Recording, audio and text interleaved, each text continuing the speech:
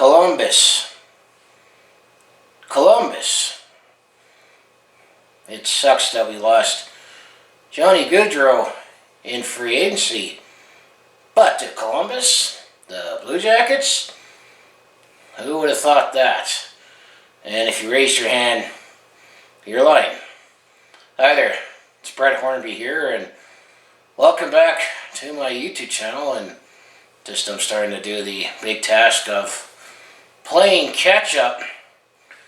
Well, it might not be as surprising, especially with Eric Francis speculating, and there was some speculation all along that once Johnny Gaudreau hit the unrestricted free agency market, that he was not going to return to the Calgary Flames.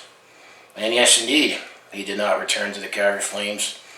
But everyone was saying he was either going to be playing for his hometown team, the Philadelphia Flyers team that he grew up cheering for. And he is from Salem County, New Jersey, but it is closest to Philadelphia, or the New Jersey Devils. And then another team that also wears blue also was after him in terms of the New York Islanders. But ultimately, it was stunning that I saw that he signed with the Columbus Blue Jackets. I mean, what do you think of that alone? That apparently everyone kept saying he's going to be a Flyer, he's going to be a Devil. Oh, the Islanders, they might be making a pitch for him, and then come nowhere, they signed Johnny from Columbus. And then the big thing is that the reason why he decided to leave Calgary was being that he is from Jersey, that he wanted to be closer to home. You could say yes, Columbus, Ohio is closer to home than Calgary, Alberta. But Columbus, Ohio, if you're still driving to, Salem County, New Jersey, is still an 8-hour drive from Columbus there, and then it's still an hour flight, and it's still at least a 2-hour flight. I think it is at least 2 hours to fly from, 2 hours is being generous. I'm going to say closer to 4 hours, because I think it took three hours to fly from here to Toronto. So yeah, at least you're looking that long. Here flying, let's say from here to Philadelphia, or New York, New Jersey from Calgary. But there's definitely a few theories on why he ultimately picked Columbus, and maybe this also was a monumental signing, not only for the franchise, that Columbus might all of a sudden be that team that might attract free agents, but it was still disappointing and shocking that he did sign with Columbus, as he did sign for 7 years at $68.25 million. He did leave some money on the table to go to Columbus than he would if he had signed in Calgary. Even apparently, if you read reports on what New Jersey was offering. But the only disappointing thing I had to say with Johnny Gaudreau is that we didn't hear about him hitting the market until that night before that he said he wasn't coming back. He did say it was a very, very tough decision. I'm glad it was a tough decision, because hopefully he said he did enjoy his time in Calgary. Calgary drafted him, and I remember when we drafted him, he was 104th overall pick in 2011, that it was touted like this exciting prospect that we got out of nowhere. And I'm going to say Johnny Gaudreau, he definitely not only left money on the table, he left some other potential accolades by going to Columbus. He said he wanted to be a little closer to his family. He's actually the 5th all-time leading scorer in franchise history, where if he would have signed that 8-year deal, and apparently at first the Calgary Flames were offering 8 years at $9.5 million a season, and apparently that got bumped up to $10.5 million per season, which if I was a general manager, I actually would be technically a little leery on, if you think you can get $10 million in the market, well, see you later. I mean, at least he would have been nicer maybe if he would have given a little more time to give the team notice, and maybe we could have at least traded his rights away to get something, because we definitely lost him for nothing. And I'll make a separate video on another asset that things played out a little better.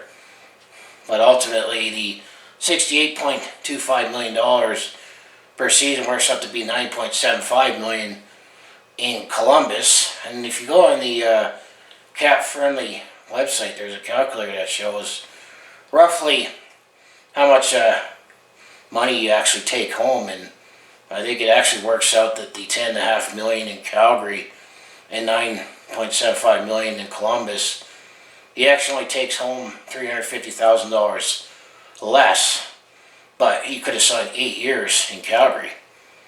And I think if he would have kept that pace up, but I think last year was a career year that I don't think he was going to do that every year. I think he had a chance to potentially be the all-time leading scorer for the Calgary Flames, given how long he would have been here for. And he definitely would have had his number 13 retired if he stayed here. He definitely gave that up too, I would say, because he signed in Columbus. The only thing I wish he could have done was maybe told the Flames, before the draft at latest, say, hey, thanks for the offer, but I'm going to free agency because I want to be closer to family. And he did say that in his open letter. I definitely read it and definitely felt like it was out of his heart and genuine that even when he got drafted, he didn't even know where Calgary was on the map. He at least knew about Jerome McGinley and how big of a influence he was in Calgary, and he was kind of ushering in a new era. But I mean, he definitely gave his all. I mean, if he didn't want to be a Flame, he probably would have not quite gave his all, despite it being his contract year. Although you still also got to wonder too, when some players say, yeah, I would love to sign here long term, and then at the last minute say, no, I'm not. I want to be closer to home, which that's definitely been speculated here the last few years. I mean, I definitely have to respect the decision, but it does bring some shots to Calgary in terms of, are we a desirable place to play? I mean, yes, we have the disadvantage of being a Canadian market where the media is more scrutinized. The weather is not as nice. I mean, I guess you're not really getting that much nicer weather in February in Columbus than you would in Calgary. It just won't be as cold. It'd be snowier with the lake effect snow. But, I mean, the media might not be as on as much. I know I hear in Montreal it's really bad because you get it in both English and Francais with their media, but it's just two different markets. And I know another theory that could say that why he picked Columbus was they not only made the strong pitch to get him, but his wife Meredith apparently is a nurse, and apparently here in Columbus they have a world-class pediatric hospital. I'm not too sure what makes it more. I'm not as familiar with Columbus, but maybe that was also part of it. He did say in his letter too that his father Guy, because I knew a couple years ago he had a heart attack and that weighed on him as well, and he was so far. But I mean, it's kind of like, just like in general life, I've never lived elsewhere outside of Calgary, so I can't relate to what it's like to be somewhere where I like, but I want to be closer to home. But it's still kind of interesting that he picked Columbus, because apparently New Jersey was offering him $10.2 million over 7 years. I mean, Calgary had the option and the advantage to sign him to 8 years because of we had his rights, and he had up until 12 hours prior before he gave that up. But I know that Columbus also signed Eric Branson, defenseman who played here last year first. So that could have been another factor as well, but I'm just still stunned by it. And I could have screamed at the start of the video, but Hot Take Hockey already did that. You should see that video. He was screaming like the sea of red. Not only he was gone, but going to Columbus. And I think ultimately it was his third, fourth choice because Philadelphia didn't have the cap space. And I think there was some rumor that apparently Philadelphia was calling Calgary to try to take James Van Riemsdyk's contract. And then we'd say, sure, it'll cost you a few other picks just so you can talk to Johnny. I think that was why he didn't sign with Philadelphia. And then the Islanders was another team that kind of pitched in. Of those three teams alone, if I was a free agent, knowing I was going to be making at least $10 million US, I would pick New Jersey over those three teams, just on the future prospects of the team. The Islanders seem to be in flux right now. They underachieved. While Philadelphia, they did hire John Tortorella as head coach, and I'm going to say he's no different than playing for Darryl here in Calgary, but I think New Jersey seems to have the better future, but Columbus does have some pieces, and definitely will be nice to see him and Liney. We might actually get some excitement in Columbus, in the market that hasn't had excitement for a while. Johnny, I guess, will eventually get used to the cannon, and I guess he'll like Loxley's whippet. You have to get used to those things, but yeah. So looking at the schedule for the Calgary Flames, when we get to play Johnny, as I think the first time we see Johnny Gaudreau, let me just bring up the calendar here, or quickly getting the schedule. I think we go on the road first, because we know January 23rd, it's a Monday in January. A January game against Columbus on Monday night suddenly has some buzz. That's when Johnny Gaudreau will be coming here for the first time. So I'll have to ask, what kind of reception will he get? I think he'll get a mostly good reception. Will there be a big thank you tribute video? Jerome McGinley deserved that resounding welcome back. Give all the blood, sweat, and tears he gave with the Calgary Flames. But he was extra loyal to the Flames all those years. This is Johnny leaving in his prime, which it's every right to do. He used to be, it wasn't until you hit 31 to be an unrestricted free agent. This is Johnny being, 27 right now, 26 or 27 in his prime. And he's now signed for 7 years. So the first time the Calgary Flames will get to play Columbus will be on Friday, December the 9th in Columbus. So Calgary will get to see him for the first time in Columbus. But Monday, January the 23rd, that game definitely suddenly will have extra buzz because of that. I guess I'll have to ask, what do you think of the signing that he went to Columbus? No one thought he was going to Columbus. Reasons why he decided to go to Columbus, and what kind of reception will he get when he comes back to Calgary? And favorite memory. Definitely my favorite memory with Johnny Gaudreau. Being a Calgary Flame was scoring that game winner, series winner in overtime, Game 7 against the Dallas Stars. He did something that my childhood favorite Flame, Joe Lotto, did, was score a Game 7 series clincher at home. And actually, he was the next player to do that since Joe Lotto. Another memory I like that definitely saved some controversy was if you go back in 2015. Johnny Gaudreau scored a clutch tying goal in Game 3 against the Anaheim Ducks. That game I remember more, Michael Backlund eventually scored that overtime winner. But that game had a goal wiped out from Sam Bennett. And it looked like 2004 all over again, except the evidence was even more clear. It looked like the puck crossed the line because we have HD technology in 2015 than we didn't have in 2004.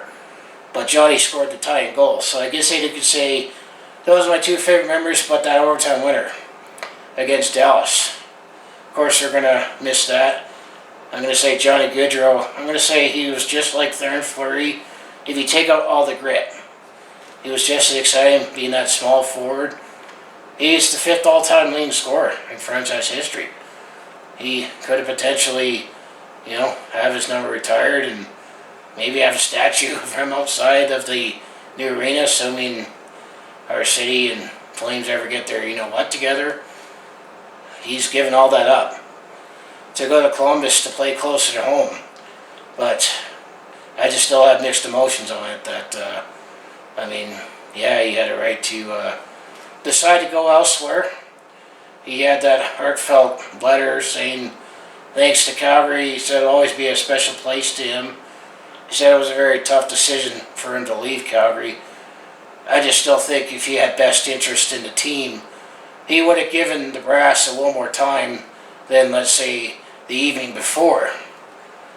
To say, hey, I'm not going to sign long term here. I want to hit the market. Do whatever is best for the team. When he could at least had his rights traded and maybe potentially sign that 8-year deal with that new team. But hindsight is 2020.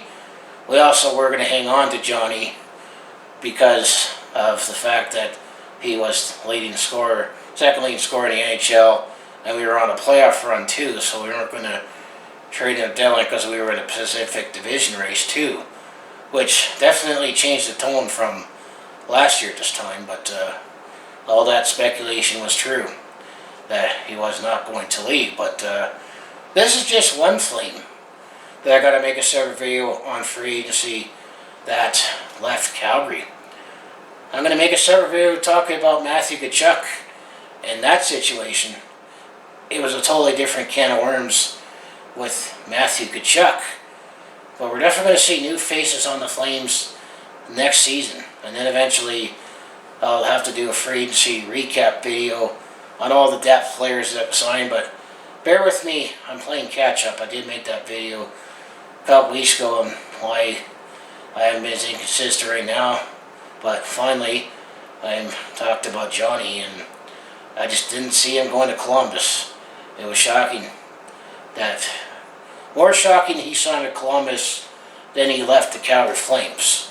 I would say that. It's too bad that he didn't decide to say long term, but I also thinking that it could have been too much of an albatross in the contract too, as well. So there's two ways to look at it.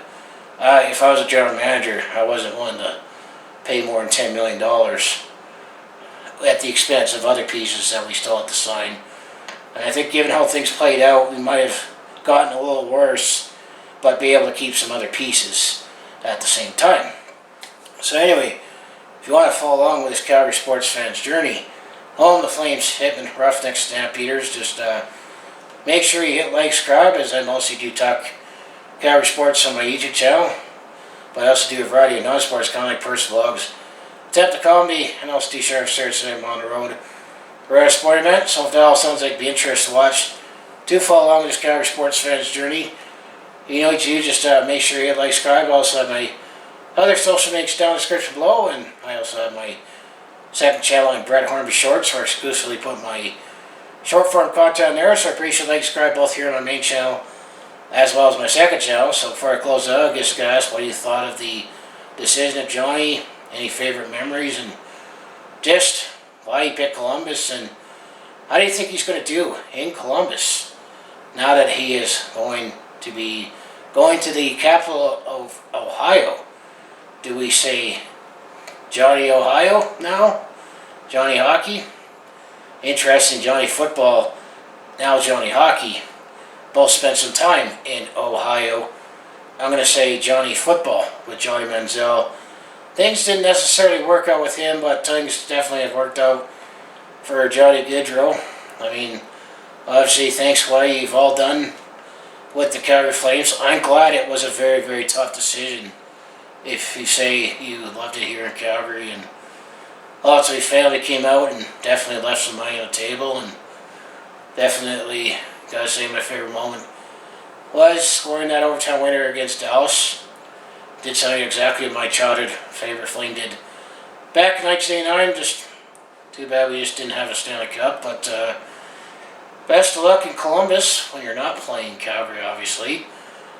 But who knows? It just doesn't look right seeing him wearing blue, but maybe he picked Columbus because it looks exactly like the USA jersey, that same blue, the red and white, and it has stars and stripes. Hey, that's why he ultimately picked Columbus for that too. But that is what it is. So I just want to say thanks for watching, and I'll see you in the next video.